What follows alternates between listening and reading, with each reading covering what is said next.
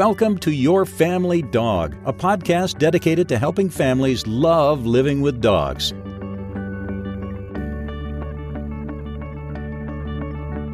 Welcome back to the Your Family Dog podcast. I'm your host, Tina Spring, and I'm here with my beautiful and smart co-host, Julie Fudge Smith. And today we're going to talk about why your dog is staring at you. Probably right now even staring at you. Maybe from in the car, from the kitchen, or next to the water bowl, chewing on a bony, laying on their bed, wondering if you're going for a walk. So today we're going to talk about your dog staring at you, why that may be happening, how it can be misconstrued, and how you can use it to your advantage. What do you think, Julie? I think it sounds like fun. I also think it sounds like, something people always go like, why does my dog do, and what does it mean when? And I think this is a common one. Sometimes, I'll just suddenly look and go, what do you need? Why are you staring at me? Right.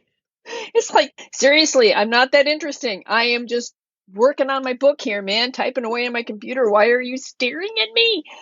So I think sometimes our dogs are perplexed by us. I think they're like, really? Why would a human do that? I think they stare at us sometimes just to try and figure out, what is this human doing? That just seems really sort of, we look at them and go, why are you doing that? I think sometimes they look at us and go, why are you doing that? That seems kind of really weird. Here on Planet Dog, we would never consider doing that. Well, I mean, right now during the pandemic, we're all playing an epic game of why do you do that way? A game no one wins and that the prizes don't matter. So I think our dogs watch us for the reasons our dogs watch squirrels and bunnies, not in the predatory sense, although maybe sometimes to figure out when to dash out the door, when to get the pot roast sitting on the counter. But I think naturally they watch, right? They are watchers first and foremost, the same way that we are. Like we tend, when left to our own devices, we sit at the beach and we watch other people walk by. We watch people while we're in our cars. We're watchers. And so I think they're good at watching and analyzing movement and activity and starting to become, using that to become more predictive about what might be coming next and whether or not it's germane to them. Yes, I agree. Well, I was thinking about when you said they're watchers. Clementine loves to watch. She, like when they're riding in the car, she will just sit and stare out the window. And I think that's why she climbs on the kitchen table, because it's the only way to really see. Why. That's why, because it's really the only way she can look out the car window. No. So she can see the backyard. Because we have a big bay window in our kitchen that overlooks the backyard, but the kitchen table's right there. And so I think she likes to get on the kitchen table because then I can see the squirrels. This is my theory. Just before we started recording this episode, Julie was telling me that she was working with a family on teaching their dog to stay. And the family, the customer asked her how long her dogs can stay. And Julie said, well, I don't really know because I haven't taught my dogs to do that yet. I work on other things that are more germane. And it opened to this really beautiful conversation about how everybody has different priorities for what's important to train their dogs. I'm wondering if in this very moment, Julie is adding getting Clementine off the kitchen table is being added to the list. Could be. She doesn't always go up there, but the best one is Brad telling me that he left. And when he came home, there was Clementine. She was sitting in a perfect tuck sit, happy to see him, wagging her little tail on the kitchen table. So, so she doesn't. So I think she gets a little bored because she can't see out the window when we're gone. So I think she thinks, I'll get on the table and I can watch what's going on outside. So we need to, yes, it is something I probably need to work on. And now people are going, well, why in the world would I listen to this woman as a trainer if her dog gets on the kitchen table? Well, okay. So the reality is it makes you really honest, one, which is one of the things I love about you, and authentic. it's not that big a deal to you. And you're not losing your mind and pulling your hair out because Clementine's on the table. You're doing what dog trainers would recommend. You're analyzing like why might this behavior be happening? And then if it was important to you to change, you would go, okay, we can adjust management. We might increase enrichment when we're gone. Like you're doing what we do. If it's not a big deal to you and Brad, if you guys are tickled by it, like go you. That's awesome, right? That would be a deal breaker in my house. But if you don't, like I've divorced myself from what things other people want for their dogs, like it's just not that big a deal. So when Clementine sits on the table and stares at you, why might she be staring at you? She's not staring at me. She's staring at the backyard. Oh, so I thought when like Brad came in, she was staring at him. Well, no, because I thought it was a good entree into. They might be just checking in and saying hello, going, "Hey, mom, hey, dad, what are you doing right now?" Well, he walked in the door and she turned and looked at him. Oh. And so, just to clarify things, I don't really want Clementine on the kitchen table. So what I'm thinking is that because she does this when we're not here, and even if so perhaps we're gone too long or something happens, she hears something in the backyard, so we have to investigate it. So I think I need to do one of a couple of things. One is I have to remember to put the chairs against the table, prop them so that she can't use the chair to get onto the kitchen table. So to prevent her from getting up there. Then the other thing I could do is pull the table back. There's a window seat, and I wouldn't mind if she sat on the window seat and looked out the back window. So I probably need to encourage her to get on the window seat rather than the table. So anyway. I just use the crate when I'm not home. Well, I could do that. And actually, since she figured out Houdini-esque to figure out how to get out of the house today when I was gone, and my neighbor found her and put her back on my front porch, when both of the doors to the house were closed tight, there's no windows at her level. I don't know how she got out. I really, really don't. Have you checked the bay window in front of the table? It doesn't. Oh, well, wait a minute. Oh, you're right. Because one of the windows, the screen, my grandkids poked the screen out. So I wonder if she went through that. Anyway, so yeah, usually you might want to crater when you're not home. We tried to blame Brad, but Brad's in Florida, so it couldn't have been him. So he's safe for this week's episode. Yeah, we have crated her in the back. What I have done is I can gate them into the kitchen, and that works really well. But I not think if that's the window she went out of. Okay, so what? so what? Like you just made it faster. It like limited her options for which window to jump out. That window is normally not open. The only reason I opened the window today was to get the breezes through because it's such a lovely day here in Ohio. Or a Clumber Spaniel.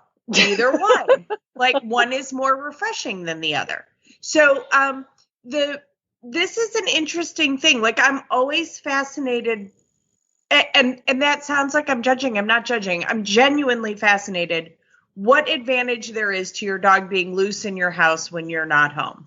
My house, there's too many inappropriate choices for them. So I don't do that. Maybe my dogs are just boldly irresponsible, but I don't even trust people at a roundabout. I look both directions. So maybe this is really more that I'm completely untrusting, but I don't really get that whole thing. I've never seen anything good come of it. I just hear horror what stories. I would say is that what we usually do is I gate them into the kitchen so they can each get access to their own water bowl. Clemmy will go into her crate and sleep most of the time. There's nothing else for them to get into except for this window that was open. Now I have to go down and see if the screen was pushed out. So even the water bowl, I'm like, I don't want you to fill your bladder and then my car breaks down or the battery dies and I can't get home in the time I expected to get home. Like, I don't want them to suffer with a full bladder because I got held up somewhere. I don't know. It's, especially if Clemmy goes in her crate anyway, like just close the door, like save us. Like it's easier than having the neighbors catch her. Goofy dog. So anyway, to all of you who are no longer going to consider hiring me as a dog trainer, know that my clients' dogs are extraordinarily well behaved. So it's just my dogs. I always used to say are well managed, but now I don't think I can even say that. So anyway. So, okay. So what are you, in your experience, why do dogs stare at their handlers? All right. I think that they stare at I think there's a variety of reasons why they stare. I think part of it is they are trying to figure out, they're trying to understand what is it you're doing. I'm trying to figure out the pattern of behavior here and the whiffum factor. What's in it for me? If I can figure out this pattern of behavior, I can figure out when the cue is going to come that something's in it for me. Right. So I think dogs, like most creatures, are somewhat, they're opportunistic. They're really in, like, what is in it for me? It's not that I don't love you, but there's really ought to be a payoff for me somewhere. So I think that they're trying to figure out patterns of behavior so that we know when it is I should be expressing myself or exhibiting some energy or something. So I think sometimes they're trying to figure out. I know that when Brad and I are getting ready to take them for a walk, there's a certain amount of activity. Like somebody goes and gets a pair of shoes, right? Another person may go and get the bait bags. And when the dogs start to see us divide and conquer in that way, they tend to go, I think a walk is coming. And so then we're running to the front. Are we going at the front door? So we run to the front door. And so then maybe I go to the back door to get the bait bags. Well, then we go flying to the back door and then we go back to the front door. And so I think that they are watching us for cues that will tell them something's going to happen that might be worth my while, like we're going to go for a walk. Right. Something exciting is going to happen. Are we getting fed? Are we going outside to play in the backyard with the ball? Are we going on a walk? Are we going on a car ride? Can yours differentiate between the car ride that's going to the vet and the car ride that's going somewhere they want to go? That's a really good question. And I don't think they can when we're getting in the car at home. I sometimes think that I've had dogs who knew exactly when we turned a particular way. Oh, we're at the vet's. And like my dog Bingley, when we were driving out to our cottage, we would be at a point where we'd sort of get off the highway and we'd stop at the stop sign. And it was then he would go, we're on our way to the cottage. I know that's where we're headed. And it was 20 minutes away still. And he would be just starting to vibrate with excitement. And then every time we got to another significant turn, I could see him going, we're getting there, we're getting there, we're getting there, we're getting there. And till we got to the point where we would turn onto the private road, and then I would let him out of the car and he would run to the cottage and meet us there. When I was growing up and my parents were actively, breeding and showing dogs, we always noticed that the dogs were quiet and relaxed in their crates until you got on surface roads, right? As soon as you turned off whatever highway or interstate there was, all of a sudden everybody was up and more active. Are we going to a dog show? Are we going to training? Are we what are we doing? And I think that that's probably true if I ask many of my customers too, that would be a big change.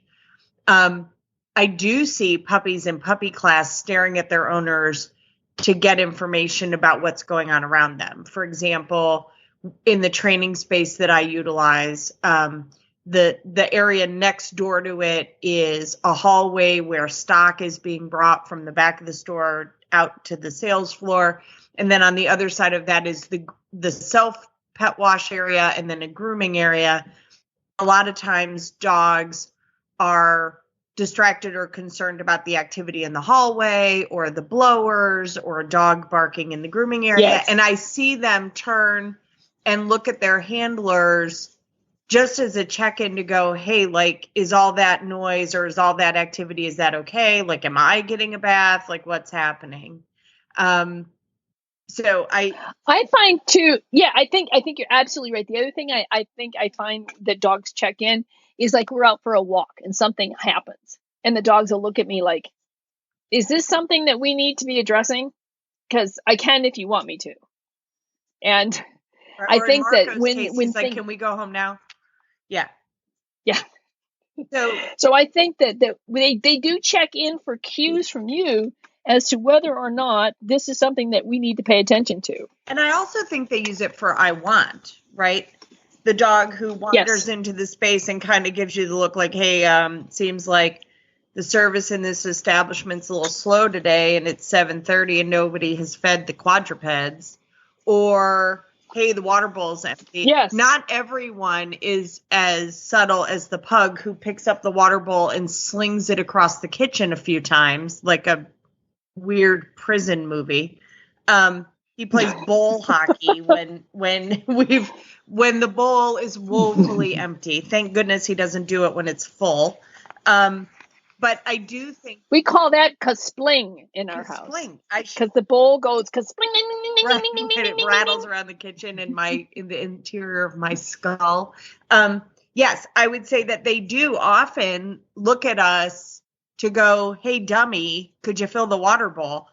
Now, I will say in households with little kids, I sometimes see this with the dog adding muttering, bouncing around, jumping on you, or barking because they maybe are in competitions with other things staring at you and asking for support. I know as a mama, my thumbs were very busy helping all sorts of different living creatures. So yes, I remember one time when I can't remember which dog it was. It might have been Bandit, which was our first dog when we got married.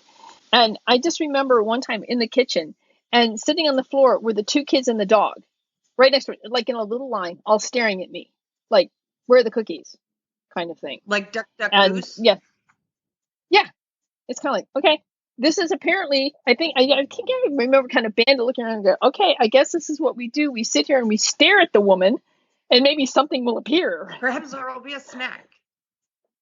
Yeah, that's right. Snacks all around. So yeah, I think dogs will do that. And I think that they do what they need to. I sometimes think too that they do what's minimally necessary to get the point across. And then if that doesn't work, then we go to the next thing. Then we escalate. So yeah, maybe just if staring at you will get you up in the morning, great. If not, then maybe I need to drop a tennis ball on you. Right. That might get you up in the morning. Tennis ball to the face usually does. It tends to be a excellent. You can't really snooze that. No, or can I stand on your chest and lick your face? That's another good one. This is where we also discussed that my dogs sleep in crates at night so that I don't get a tennis ball to the face and no one stands on my chest except the cat. Okay. Well, Zuzu generally doesn't stand on my chest, but what she will do we're usually right around 2:33 in the morning. She will jump into bed and snuggle right up next to me. She'll spoon with me. And I mean, you can't get a molecule between the two of us. And then I have to put my head on the pillow with Mumpy and sleep for a while so that I know the instant it turns into 5:05 and I can lick her face. And have breakfast. Yeah. So. No, we don't have, Clementine starts talking to us at about 5. And she usually needs to go out. She needs to go out. So. But breakfast doesn't happen until 6 or later.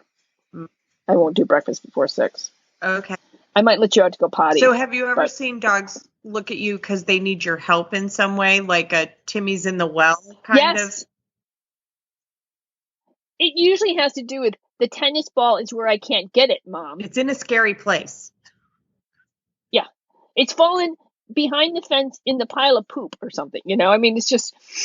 Yes, or it's stuck way back behind. It's rolled underneath the sofa and it's way in the back and I can't get it, kind of thing. So yes, I have had my dogs ask me for help in that way.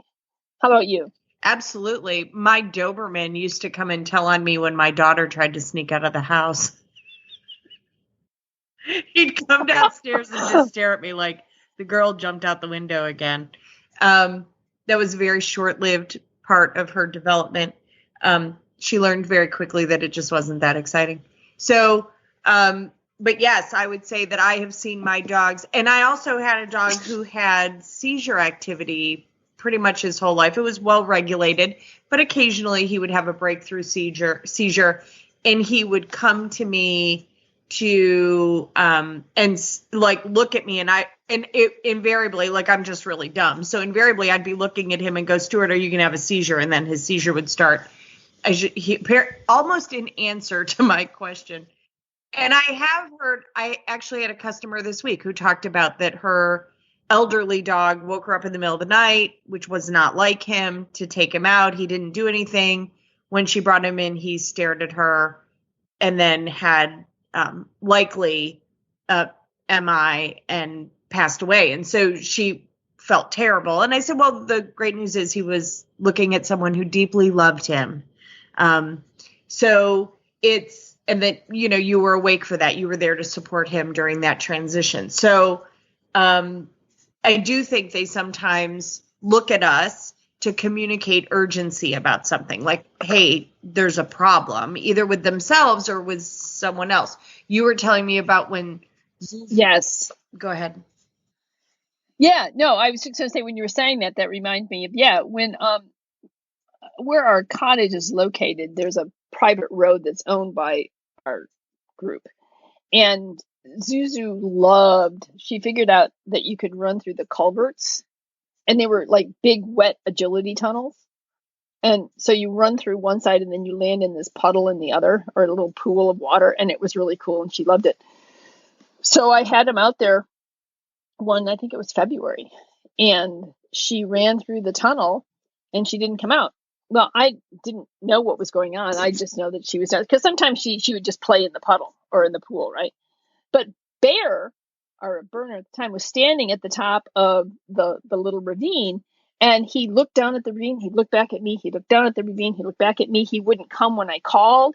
He was just not acting like his normal self, but he was staring at me and staring down in the ravine. And I just knew from the way in which he was acting that something was seriously wrong, and it was probably wrong with Zuzu. And indeed, what had happened was somebody had illegally put a trap in the culvert, and she was caught in a weasel trap. And that's a whole other story. But anyway, but Bear wasn't gonna come get me, but he wasn't gonna leave her, and he was trying to communicate that something was wrong by looking at her and looking at me. So it was very clear that something was wrong, because this was not his usual behavior. And I had another dog do that. I had a client whose dogs I was pet sitting for, and he had a small enclosed backyard, had a tree that had the branches of it. There was two small trees crossed in an X. They were little dogwoods. And his dogs had a dog door, and they could go in and out. Well, apparently there was a squirrel in the dogwood tree, and his dog leaped up to bark at it, and his paw got caught in the X, right?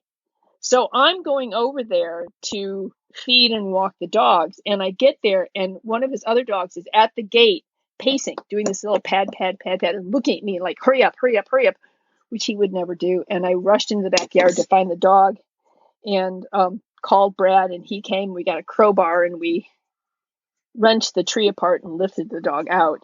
And but anyway, that was the other time when I had it. And that had happened before my incident with Bear and Zuzu. So I think that's one reason why I recognized what was going on with Bear as quickly as I did, because it looked so much like the collies from a couple years before, when he was looking over his shoulder, looking at me, hurry up, get down the driveway. Yeah. I mean, I do think that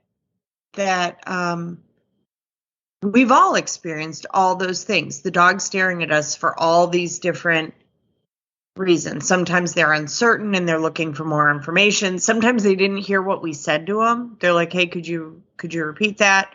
They want something. They're worried about something. All sorts of different reasons. So let's think about it. If we turned it on our ear, are there ways that we can use our eyes? Well, so one, are there ways that perhaps our eye contact, or our children's eye contact, or a house guest's eye contact could be misconstrued by our dogs? And how could we potentially use our eyes to communicate more fully and effectively with our own dogs? Well, one of the things I can say is that sometimes I think we give our dogs a hard stare when we don't intend to. Somebody's looking face first right at the dog, kind of leaning in, either towards or over the dog and looking him right in the eye, I think that can be misinterpreted by a dog as a hard stare and as something that might be threatening to them, because most dogs, when they're communicating, they're kind of looking to the side to one another. They rarely sort of are this really hard stare at one another. So I think that we can do that inadvertently, make our dogs feel as if they're being threatened by us, simply because of the way that we look at them and we lean in towards them. I see this a lot when a dog is worried. There's something about the human condition that because that dog is worried, we have a tendency to stare at them because we're uncertain too. It's like the worry just keeps escalating. And a lot of times it will end up, in my experience, having a dog get kind of locked into a situation where there's just more and more pressure and stress when no one intends that to be the case. Like often children will, babies, oh my goodness. Like I had a consult the other day with a young baby sitting on a mom's lap facing toward me. Their dog was between us. The dog came to sit and look at mom. And the baby was staring at the dog, right? Because it's exciting. Like it's an interesting thing. The baby's focal distance is about right. And the dog kept trying to move to get out of the baby's line of sight. So if you think about it, babies' eyes in relation to the rest of their face size are really big. Their eyes are large. And that probably does convey a certain amount of pressure for that dog. So Mom and I just talked about, okay, well, let's add kibble fetch into this. So get the dog moving so that tension isn't building. And by the way, so kibble fetch is really simple. I think Jen Shryock is who came up with it. You basically, with just plain boring kibble, toss a piece of kibble for the dog to chase. The dog comes back. You pay them for coming when called. You toss a piece of kibble again. It's an excellent exercise to tire your dog out, practice coming when called, do enrichment, and incorporate your child at the same time. Like you don't have to get up and move unless, of course, the kibble goes into a scary place where then you have to go retrieve it. But it's an easy thing to incorporate. And what was interesting was instead of the dog and the child getting kind of locked in this eye contact thing, the dog started offering play bows and the baby started giggling a little bit, right? So it softened the whole exposure. Mom actually said, like, oh, this would be really good when I'm reading a story to the baby. We're sitting in the rocking chair, we're reading a story. I could have either the dog food bowl on the table next to the rocking chair or in my bait bag, and we could play kibble fetch while I'm reading the story. It's a way to incorporate the dog without any jumping up or any of that stuff. And we didn't get locked in that staring, because she said sometimes the dog comes up and looks at me when I'm holding the baby and the baby and I are doing something, and it starts escalating to pawing and barking. And I wonder if it was in a response to the baby looking at the dog. That's interesting. You know, it's funny because I was with a client this morning and I introduced something very similar to that, because this is a very fearful dog. And when they're out on a walk, if he sees something, he just stops and stares at it as it moves along. And he's not going anywhere until he's sure that it's at a safe distance, and then he'll start walking again. So one of the things I suggested they start doing inside is playing what we call the toss and treat recall. You toss a treat out, they go and get it, it comes back to me. So it's teaching this dog a couple of things. One is let's have some fun going out and coming in, going out and coming in, going out, coming in. Build a little bit of confidence that I'm safe, even I'm away from mom. I can move away from mom and come back. And so I'm building some confidence in this dog. So I said, so that when you're out and he does the staring thing, you can do it just a short distance. You can just toss the treat, 2 feet, have him go out and come back. So he's got something to do that's fun, that he's confident in knowing what he's doing. And it takes the pressure off of having to stare at that fire-breathing dragon, that the fire-breathing dragon doesn't have as great a significance because I'm doing something fun with my owner. Well, and so I think that's helps, really right? good. Even for ourselves, just movement helps break the tension a little bit. Absolutely. So I often have people in group classes tell me how they're surprised that I can get a dog to move to an area that I want them to move to just by looking at the area I want them to move into. So I would say, like, loosely, it's like I'm looking knowingly, like all my body language is like, hey, I'm looking at something, for example, like a settle mat or a platform, and the dog kind of all on their own gets up and moves to the platform or to that settle mat or bed or towel or notebook or whatever it is I put down. And they're always kind of amazed at that magic. And I think this is a good example where people, like, sometimes the dog doesn't know where to be. You want the dog to move. Maybe you're on the phone or you're talking to someone, just staring knowingly at the area you'd like your dog to go instead of the area where your dog is helps move them and gives them more information than just sitting and looking at them. Do you ever do that when you're like teaching a settle mat exercise or get out of the kitchen or anything like that? Yes. And oftentimes what I will do is I'm looking at the dog and we're looking at each other, and then I'm also walking and pointing. So I'm trying to combine all kinds of cues. So you understand, when I'm looking over here and pointing, that's where we go. But there was an interesting study, I think it was done in Hungary. Do you know about this study? But they found that dogs are the only animals that will follow, like if you point in a direction, that they will actually follow your hand to where you're pointing, or your eyes. Other animals won't do that. They won't follow the gesture. And that dogs will also mirror images. Like if you look at the dog knowingly and then you turn around, like just turn around in place and look at the dog, oftentimes the dog will mimic that. And other animals won't do that. And I think that's part of the communication system that's so beautiful between humans and dogs. I'll see if I can find that study and put it on the website. But it was very interesting that dogs really do follow our gestures and our eyes. Wolves don't follow points. Like if you point to a wolf, they look at the end of your finger. And cats, in my experience, do that too, unless you... I think my cat follows where I point, but I think I taught him to do that by throwing food. So he learned to follow where the point was because that's where the food was going. Right. No, dogs are pretty much the only domesticated animal. They're the only animal that will follow a human gesture. So that if I were to point, you'd probably look, same thing. But I think we also can emphasize that even more. I think it's a combination. I point and I'm looking. So I'm like looking at the dog. You looking at me? Let's go here. And I look and I point and the dog's like, oh, I get it. You want me to go over there. And I think I think it's probably a little bit more effective if you use both, but yes, absolutely. You can just look at something. There are sometimes I'm just like, really seriously, I'm looking at you. I need you to lay down, or whatever. And they're like, oh, okay. And they just sort of melt in. I think dogs follow our eye cues a lot. And I think one of the reasons why they follow our cues when we look at something is because they spend so much time staring at us and trying to figure out what it is we want them to do. Now, I guess my other question for you is, I think dogs also stare at you when they're not happy with you. Oh, definitely. Or if they feel they're being threatened, or if they are and that's a very different look. Yes. And our dogs, and I don't know about you. I actually have a photo of the meanest face Jack has ever made at me. And he was laying on our bed. It was really late. And I came into the bedroom to go to the bathroom and to say, come on, it's time for you to go to bed. And he opened his eyes, and it had been a long, busy day, and he was tired. And he made a really mean face. And I had my phone with me because I'm me.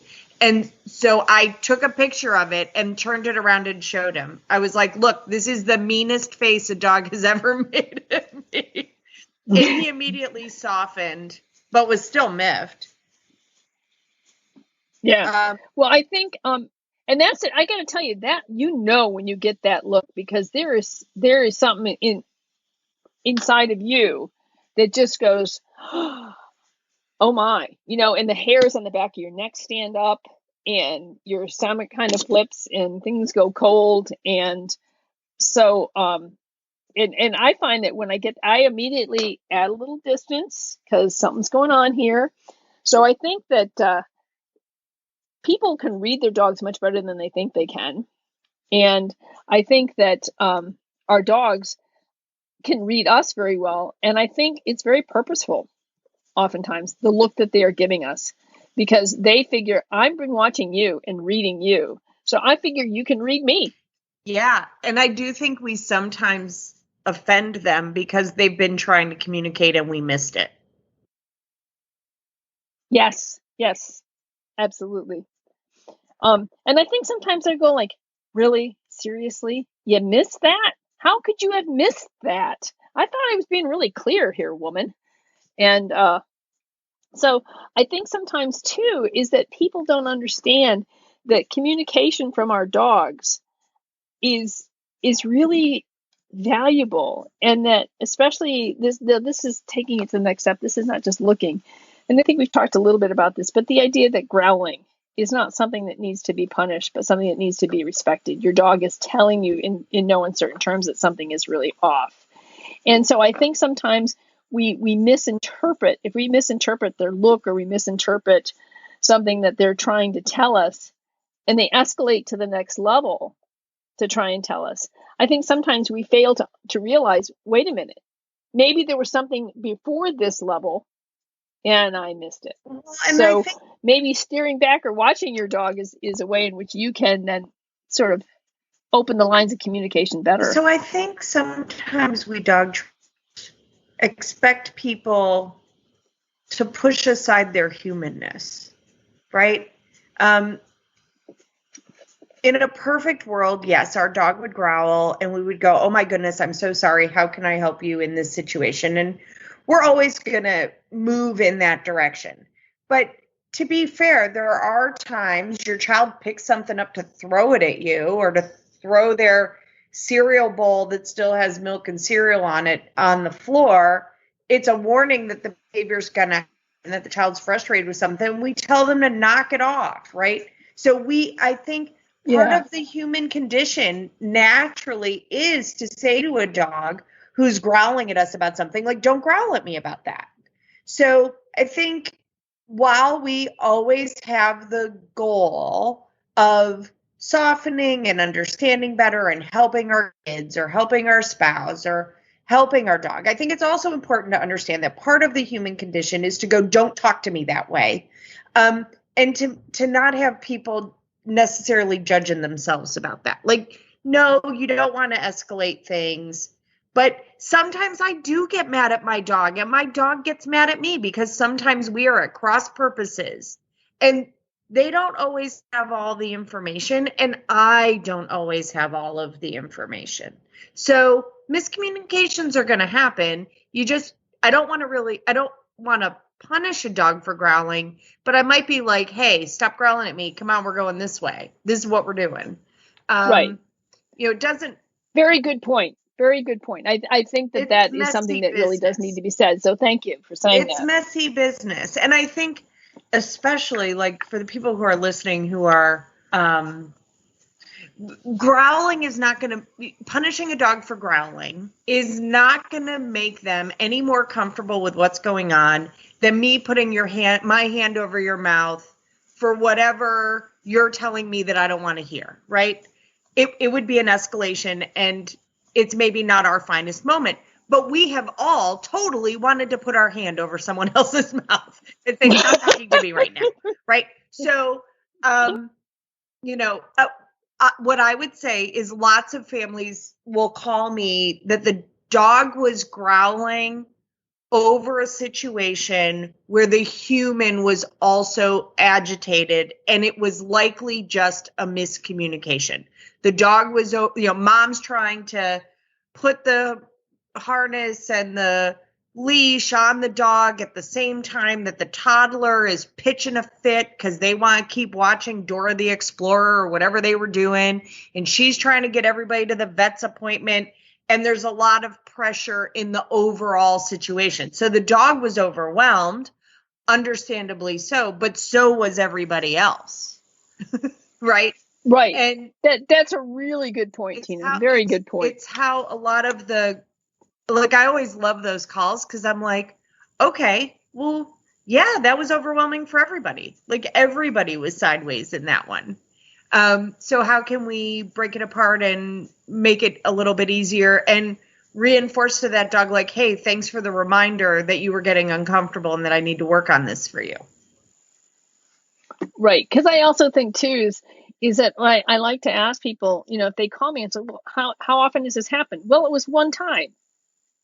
Okay. Well, now we know some of the pressures. that may be difficult for your dog, so we can pay a little bit closer attention to it in the future. That's very different than, well, my dog pretty much growls over everything all the time. That's a different scenario than it happened this one time and I was uncomfortable. Well, and sometimes dogs talk. Like I have a dog Yes. who talks. Like he mutters. Right? He's not growling. He's just talking. So is that Marco? Yes, Marco mutters. He's very funny. Now he will also growl, but that's a separate deal. He mutters a lot. Clementine's a mutterer. Not all the time, but it's just yeah. It's like, what? Yeah. It's kind of like you're taking a long time getting that dinner ready. So Marco uses it to communicate that he would like us to grab the leash and the poop bags. He would like to go outside, not in the backyard, but in the garage door, so he can go to Tom's yard to poop. It's like a whole routine he does. And sometimes we play dumb and it makes him really mad, and then he communicates more fully. But we clean it up. Like we don't just poop in, like I don't poop in Tom's yard either. That could have been a misunderstanding, but Marco likes to be special and to have special things happen, like going for a walk to poop instead of pooping in the backyard with the other dogs. He's very special. Oh. Everybody has their moments when they're very special. We all like special. So, you do all like to. Apparently, Clementine likes to sew her special. Where'd she go now? Out the window. Probably. She has left the room. The neighbors will bring her back. She was like, that was the best idea for a dog door ever. Like, how convenient. Zuzu can't get out, so she can just enjoy the yard on her own. Yeah, but except that if she got into the backyard, she didn't go out. I don't know how she then got out of the backyard, because the gate that she normally opens was actually closed tightly. So I don't know. I'm going to have to go down and see if, I tell you what, you talk. I am going to go down and check on that window and see if the screen's pushed out. So we'll know for sure. Yeah. So actually, you know what? I have my headphones on, so you can probably still hear me. So you can keep talking while you go downstairs. I can keep talking. Yes, I'm descending the stairs. So here, we'll add this. And now we'll add this to this podcast episode. So I have a customer whose dog was getting out of the yard, the fenced yard, and so I asked how the dog was doing it, and the dog was going over. Tina, she could not have gotten out here because the storm window was down to cover the screen. Okay, well, that's good that the storm window stopped her. Yeah, but how did she get out of the house? It's a mystery. All right. Unless, of course, if I might have left, I have two front doors, the screen door, or the storm door, and the regular door. And if the storm door wasn't closed tight, then that would have been the way she was out. But when I got back, the storm door was closed tight. So I don't know if my neighbor closed. I don't know. That means I'd have to go over and talk to Jean, and she's not home right now. So I'll find out and update everybody on the next one, because she could not have gone out the screen window because the storm window was down. She couldn't go out the back door because that was closed tight and the storm door was down. So it had to have been the front door. And I think it probably was because the X-Pen I have on the front porch to contain the dogs was pushed way out of whack.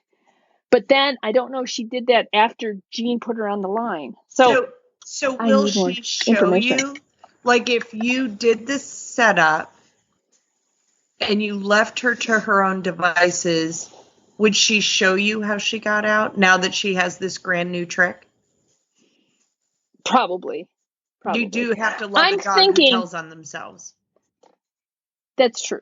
I'm thinking that probably was I had not closed the storm doors on the front as tight as I thought I had. And she has pushed that open and come out on the porch to join us. And then so you accidentally left her home.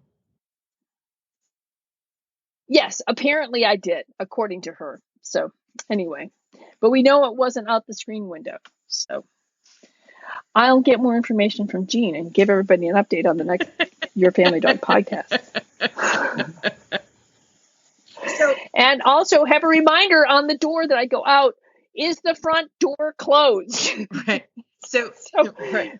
Because I'm sure she can pick the lock on her crate and get out of that. Did your dog escape, or is it early signs of memory loss?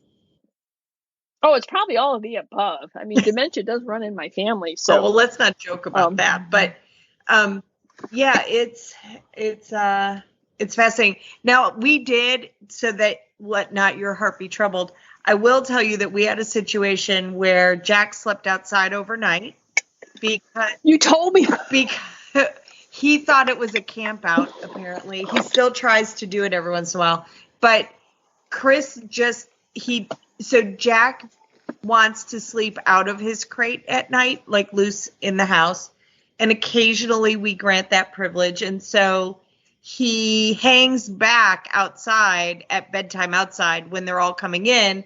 All the other dogs come in and dutifully get in their crates, and Jack hides outside for a minute, hoping, I think he thinks he's like making Dad forget. So Chris apparently was tired enough that he just didn't notice that Jack didn't come in. Jack's super quiet, and he's a sable colored dog. So in the dark, he's like invisible. So he's a little bit of a ghost. So in the morning, I hear Jack barking outside, and I'm like, that sounds like it's outside. Thank goodness he didn't go over, under, around, or through the fence. But yeah, so now he tries to do that from time to time to see if he can just sleep outside like a wild dog, like the wild dog he was meant to be. So it's not as if Zuzu got.